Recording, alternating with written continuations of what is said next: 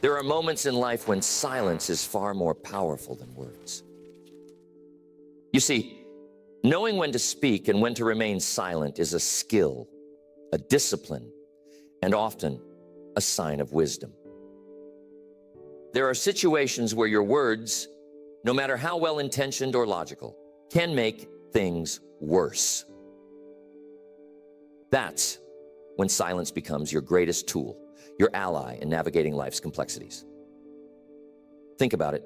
When someone criticizes you in anger, what's your first reaction? For most people, it's to defend themselves. It's natural. We want to set the record straight, explain our side of the story, maybe even argue back. But responding in that moment when emotions are high rarely leads to resolution. In fact, it usually escalates the situation. Why? Because when people are angry, they're not thinking rationally. Their minds are clouded by emotion, and they aren't in a place to listen or understand. Years ago, I had a colleague who was furious over a misunderstanding. He stormed into my office, slammed the door, and started unleashing a torrent of accusations. Now everything in me wanted to respond, to tell him he was wrong, to defend my actions. But I knew that in that moment, nothing I said would matter. His mind was already made up. So I stayed silent. I listened to every word, not reacting, not interrupting. And after a while, he ran out of steam. His anger had no fuel to keep burning. When he finished, he left the room without me saying a single word. Later that day, he came back, calm and collected, and we had a proper conversation. He apologized for his outburst, and we were able to resolve the issue without any lingering resentment. If I had jumped in during his angry tirade, it would have only escalated the conflict. But because I chose silence, I let the situation de-escalate, and in the end, it saved the relationship. This is a key principle in life. When someone is criticizing you in anger, don't feel the need to respond immediately. Silence can give both of you space to cool down, to think clearly, and to approach the situation with a level head. By staying silent, you maintain control over yourself, over your emotions, and ultimately, over the situation. And that control is a sign of strength, not weakness. I once heard it said, you don't have to attend every argument you're invited to. That's powerful. Just because someone is angry or upset with you doesn't mean you need to engage in a battle of words. Sometimes the strongest response is no response at all. And here's the thing, silence in these moments doesn't mean you're agreeing with what's being said. It simply means you're choosing not to react in a way that will add more fuel to the fire. Imagine you're standing in front of a bonfire. The flames are high, the heat intense. Now you have two options. You can throw more wood onto the fire, making it blaze even hotter, or you can let the flames burn themselves out. That's what silence does. It allows the flames of anger to die down on their own. Words, on the other hand, can act like wood, feeding the fire, making it grow until it's out of control. But let me be clear. Silence isn't always about not speaking at all. Sometimes it's about timing. When the moment is right, when the other person has calmed down, that's when you can have a meaningful conversation. That's when you can address the issues at hand with clarity and understanding. But that moment won't come if you jump into the fray too soon. You've got to let the storm pass before you can navigate through it. Another critical time to be silent is when you're caught up in excitement. You're feeling great. Everything's going your way. and you're tempted to make promises. You're on top of the world, and it feels like you can accomplish anything. So you start committing to things left and right. You tell people you'll do this, you'll help with that, you'll take on this new project. In the heat of the moment, it all seems possible. But here's the danger. Promises made in the midst of excitement are often promises that are hard to keep. Enthusiasm can make you overestimate your capacity. And when that initial rush fades, you're left with a mountain of commitments that you're not sure how to fulfill. The problem is, when you don't keep your promises, it doesn't just affect your credibility with others. It affects your credibility with yourself. I've seen this happen time and time again. Someone gets fired up about a new opportunity, a new goal, and in their excitement, they commit to too much. Maybe they promise to help with a project that's outside their expertise, or they agree to take on more responsibility than they can handle. And at first it feels great, but as time goes on, the reality of those commitments sets in. They find themselves overwhelmed, stressed, and struggling to keep up. Eventually, they have to backtrack on their promises, and that's when the real damage is done. Now, I'm not saying you shouldn't be excited. Excitement is a wonderful thing. It's the fuel that drives us forward, that gets us moving toward our goals. But excitement, like fire, needs to be managed. If you let it burn out of control, it can consume you. That's why, in moments of high excitement, it's important to be silent. Don't make promises or commitments in the heat of the moment. Give yourself time to think, to reflect, to consider what's realistic. I remember a young man who came up to me after one of my seminars. He was so excited about everything he'd learned, so inspired by the possibilities ahead of him.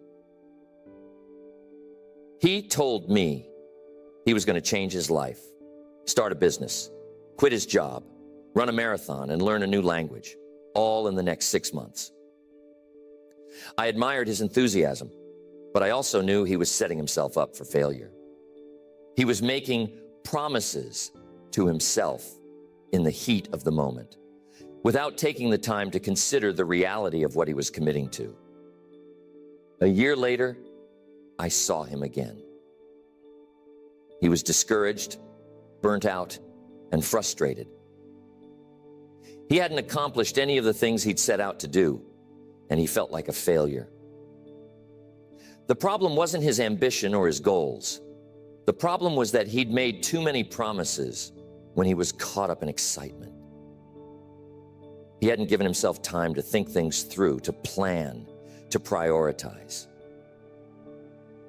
So the next time you feel that rush of excitement, remember to be silent. Give yourself space to let the excitement settle. Don't make promises right away. Take time to consider what's realistic, what's achievable, and what's truly important. Silence in those moments isn't about dampening your enthusiasm. It's about channeling it in a way that sets you up for success, not disappointment. Here's another time when silence is the best course of action, when you don't have all the facts. Now, this is a big one. How many times have you seen someone jump into a conversation, offer their opinion, or give advice without knowing the whole story? It happens all the time. People love to talk, love to share their thoughts, even when they don't fully understand what's going on. And more often than not, this leads to misunderstanding, confusion, and sometimes even conflict. I learned early on that it's better to be silent and listen than to speak when you don't have all the information. I remember a business meeting many years ago where one of the executives started offering solutions to a problem before he fully understood what the problem was. He jumped in with all sorts of ideas, eager to show his expertise. But he hadn't taken the time to ask the right questions, to gather the necessary information. As a result, his suggestions were completely off base, and the meeting went in circles for far longer than it needed to, all because he didn't be silent. When you don't have all the facts, silence is a sign of wisdom. It shows that you're willing to listen, to learn, to understand before you speak. And when you do finally speak, your words will carry more weight because they're grounded in knowledge, not assumption. And here's another one that we cannot neglect: the power of remaining silent when you don't have all the facts. You see, in many situations, people rush to fill the silence with their opinions, advice, or assumptions. There's an almost instinctual need to say something, anything, to prove they're engaged, to demonstrate their knowledge, or simply to avoid the discomfort of silence. But here's where the real wisdom comes into play. Silence allows you to gather more information, to see the situation from different angles, and to avoid unnecessary conflict.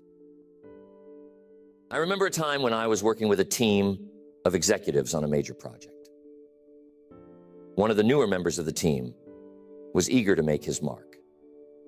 In a meeting, he was quick to offer solutions, quick to jump in with ideas, even though he hadn't fully understood the scope of the problem. Now his enthusiasm was commendable, but his lack of information was dangerous. His suggestions, though well-intentioned, were not relevant to the actual issue we were facing.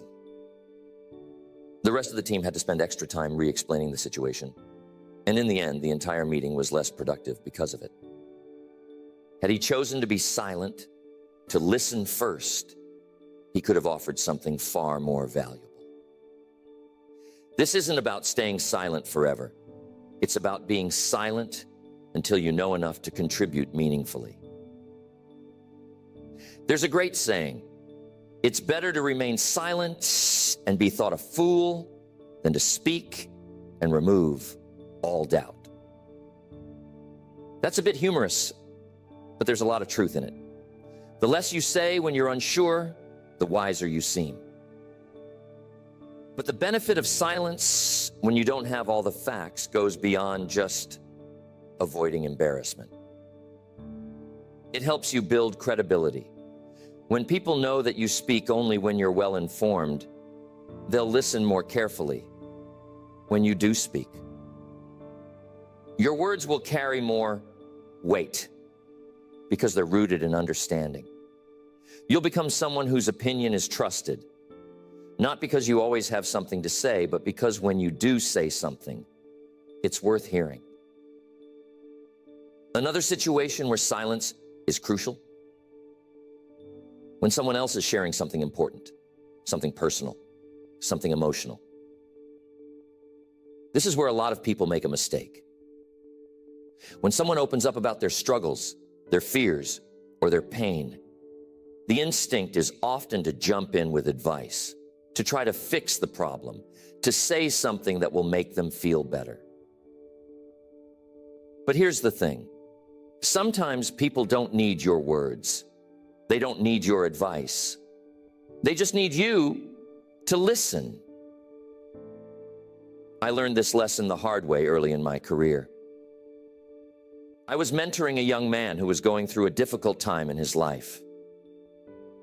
He came to me pouring out his heart, telling me about the challenges he was facing, the fears he had, and the uncertainty that was weighing him down. And what did I do?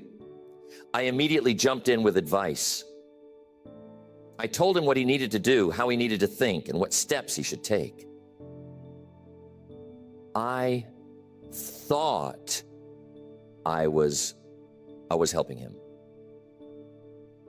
But here's what I didn't realize at the time. He wasn't looking for advice. He wasn't looking for a solution. He was looking for someone to listen, to acknowledge what he was feeling, to sit with him in that moment of vulnerability. By jumping in with my words, I missed an opportunity to connect with him on a deeper level. I missed the chance to offer the kind of support that only silence can provide. You see, silence in these moments isn't about doing nothing. It's about being fully present. It's about showing the other person that you're there with them, that you're listening, that you're creating space for them to express themselves. And sometimes that's all they need. Just the act of being heard can be incredibly powerful. It can provide comfort, reassurance, and healing in a way that words often can't. When someone is sharing something personal or emotional, resist the urge to fill the space with your own thoughts, opinions, or advice. Instead, offer them the gift of silence. Let them speak, let them share, and let your silence be a sign of your attention, your empathy, your understanding. Now, silence in these situations also teaches us something important about our own needs. How many times have you found yourself sharing something difficult with someone, only to have them immediately offer advice or solutions? How did that make you feel? Often it can feel dismissive, like they're not truly hearing you. They may mean well, but by jumping in too quickly, they miss the depth of what you're trying to communicate. That's why silence is so powerful. It allows the other person to fully express themselves without interruption, without judgment, without the pressure of having to listen to your response. And in doing so, it shows them that they matter, that their feelings, their experiences, their story is important enough for you to simply listen. Another important time to be silent is when you're about to make a major decision. Too often, people rush into decisions, speaking their mind, declaring their intentions before they've had a chance to fully consider the consequences. But silence, taking the time to reflect, to think, to weigh the pros and cons, can save you from making a decision you'll later regret. I've seen this happen in business all too often. Someone gets an idea, and in their excitement, they immediately start talking about it, sharing it with others, committing to it before they've fully thought it through. And what happens? They realize later that they didn't consider all the angles, didn't foresee the challenges, didn't think about the long-term implications. But by that point, they've already spoken their intentions, and now they're locked into a course of action that may not be the best one. That's why silence is so valuable when you're on the brink of a major decision. It gives you the space to think, to gather more information, to consider different perspectives. It prevents you from rushing into something based on impulse or emotion. And when you finally do speak, when you finally do make that decision, you can do so with confidence, knowing that you've thought it through, that you've weighed the options, that you're making the best choice. I remember a time early in my career when I was presented with a business opportunity. It seemed like a great idea at first glance, exciting, full of potential. I was tempted to jump in right away, to say yes, to commit. But something told me to pause, to remain silent, to give myself time to think. And I'm glad I did. After doing more research, after talking to a few trusted advisors, I realized that the opportunity wasn't as great as it seemed. There were hidden risks, challenges I hadn't considered, and in the end, I decided not to pursue it. Had I spoken too soon? Had I made a decision in the heat of the moment? I would have found myself in a difficult situation later on. This is the power of silence. It gives you time to reflect, time to gather more information, time to consider the long-term implications of your decisions. And that time, that silence, can make all the difference between success and failure, between making a wise decision and a hasty one. But here's something else to consider. Silence in decision-making isn't just about what's happening on the outside.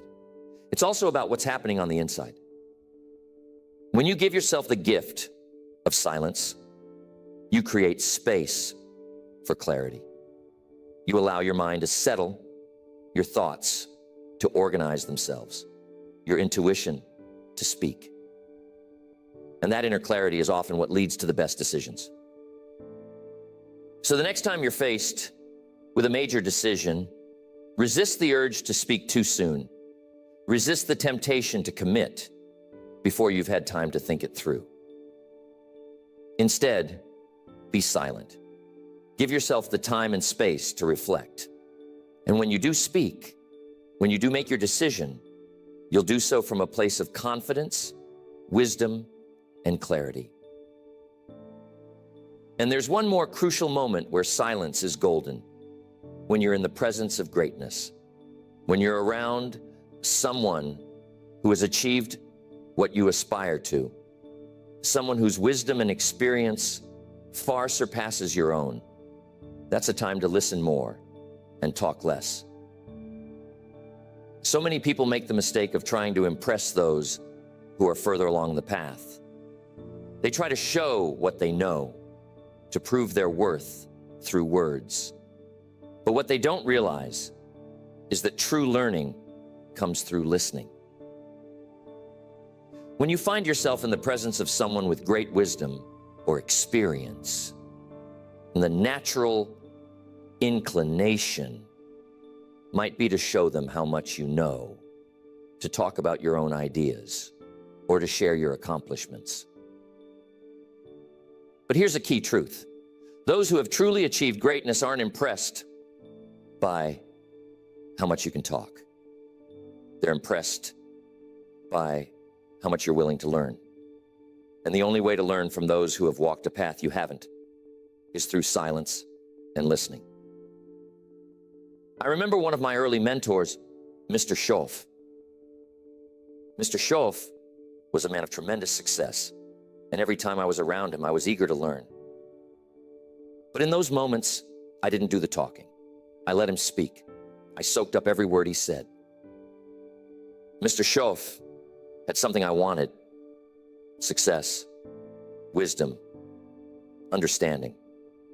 And I knew that if I spent my time trying to impress him with what I knew, I'd miss out on what he could teach me. I wasn't there to show off my knowledge. I was there to absorb his. Here's what you've got to understand. Greatness doesn't need to be acknowledged. Those who have achieved it don't need you to validate them by telling them how much you know. They already know what they've accomplished. What they appreciate, what they respect, is the humility of someone who knows when to be quiet and listen. There's a time for asking questions, but the deeper questions come when you've already listened intently, when you've absorbed the foundational wisdom that's being offered. And I'm telling you, the lessons I learned from Mr. Schoff didn't just come from the words he spoke.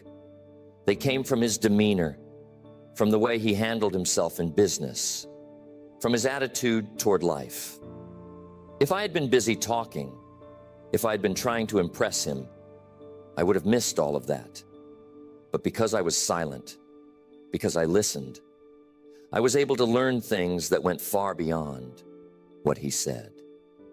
His actions, his presence, his way of thinking, it all spoke volumes.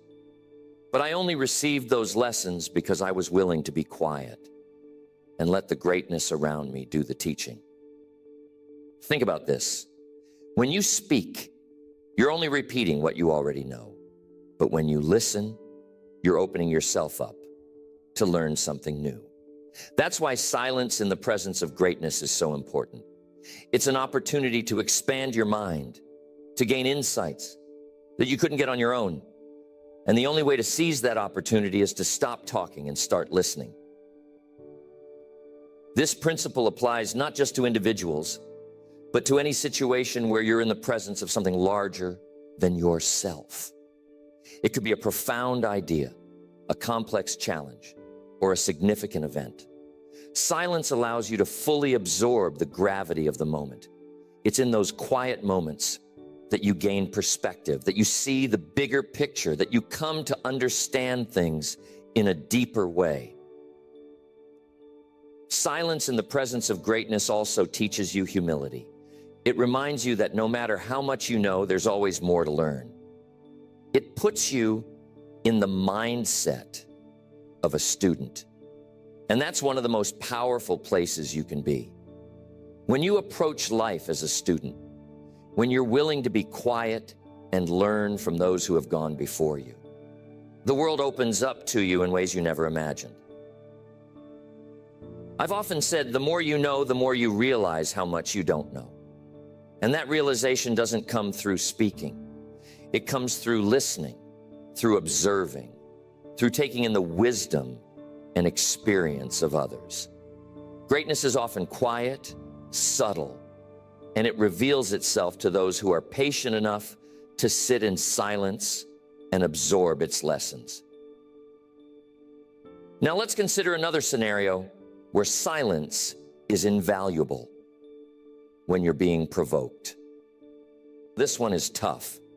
There will be times in your life when people deliberately try to get under your skin, when they push your buttons, when they say or do things just to get a reaction out of you. Maybe it's out of jealousy. Maybe it's insecurity on their part. Or maybe it's just their nature to be confrontational. Whatever the reason, you'll face moments when people will provoke you, hoping you'll respond in anger or frustration. In those moments, the temptation to react can be overwhelming. You feel your heart rate rise, your face gets hot, and you just want to say something, anything, to defend yourself or to put the other person in their place. But here's the truth. Reacting in those moments almost never serves you well. When you react to provocation, you're giving the other person exactly what they want. You're playing into their hands.